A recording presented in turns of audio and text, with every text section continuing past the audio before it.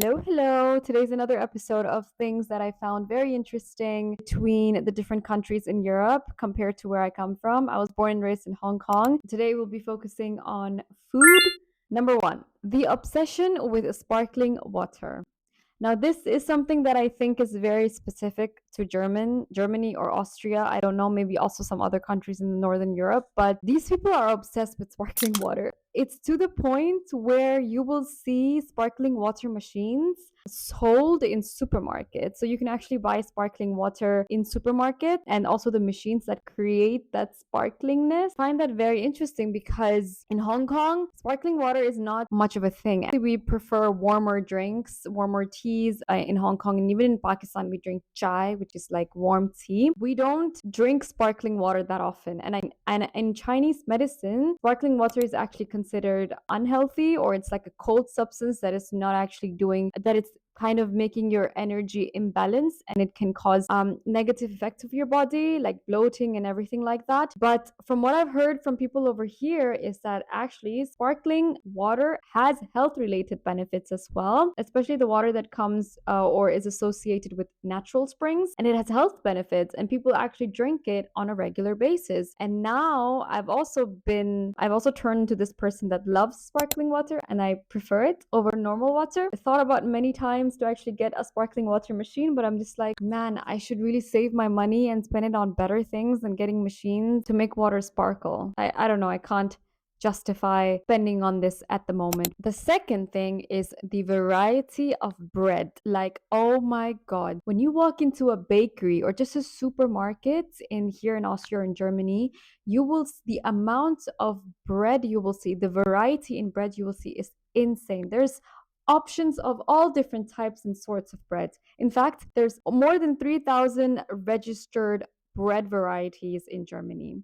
And these include like rye, sourdough, whole grain, etc., etc. Like you will find so many different things. It makes sense why these people eat bread as a meal. You know, like in Pakistan, we have roti. It's our main meal component. It's similar because it's not just white bread that is processed and that's not very good for your health. It's actually bread that has gone through a long fermentation process. It has lots of fiber, lots of protein.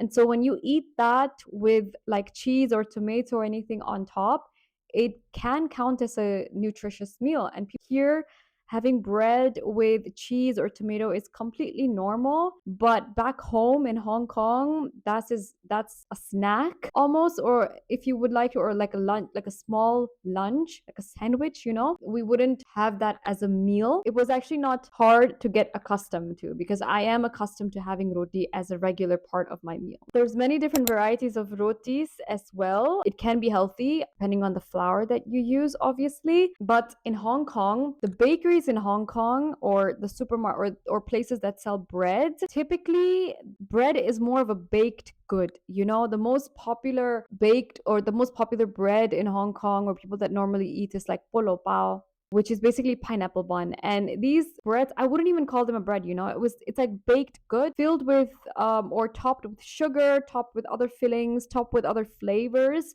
that make it more of a dessert, a more of a baked good to enjoy rather than actual bread that you can actually have as a meal. And I think that's the difference between the bread that's sold in Hong Kong and between the bread that's sold over here. Obviously, you can buy authentic, freshly baked bread in Hong Kong as well. However, you can only find them in certain places and they're typically more expensive. What you would find in normal supermarkets is like just white bread, like packaged white bread. And that is what I used to eat, fully processed, not really good for your gut or for your health. And I remember one time I bought that here.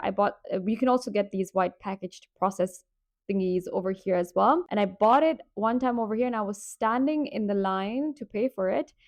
And there was a man in front of me who asked me, why am I buying poison? And I think he asked me, why am I buying poison?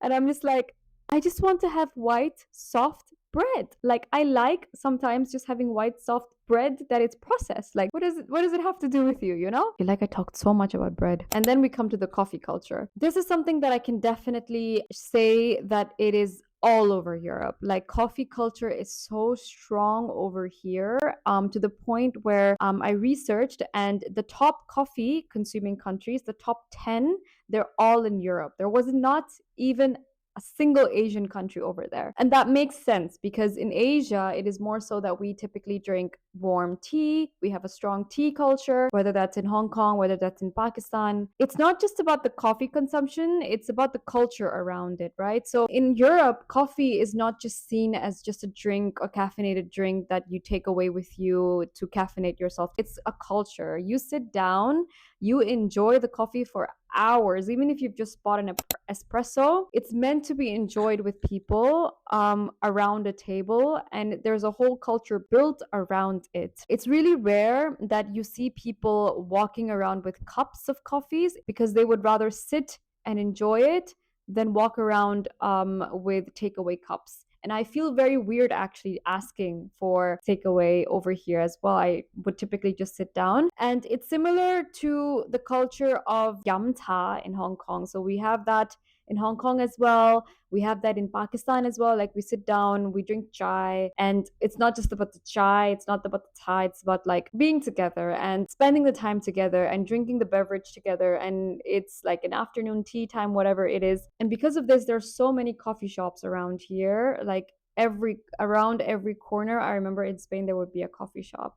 Even bars, so typically these places that sell alcohol during the night, in the morning they would be selling coffee, and they would be places for you to sit down and enjoy your coffee and just enjoy the sun, enjoy coffee in your hand. Whereas I think that the coffee shops in Hong Kong, they're more working spaces. Now, obviously here as well people work in coffee shops, but I think most of the coffee shops in Hong Kong are people, you will find people working on laptops. You will see a lot of the times people are working on their laptops. People are in a fast paced mood and environment. And obviously, here as well, you will find coffee shops where people work with their laptops, and I have done that as well. But you will equally, and more of it, you will see people actually sitting down together and enjoying coffee and really taking their time and spending it with each other, which I really love. On that topic, something that actually shocked me in Spain was that I was really accustomed to drinking iced coffee, and I ordered an iced coffee, and what I got was literally ice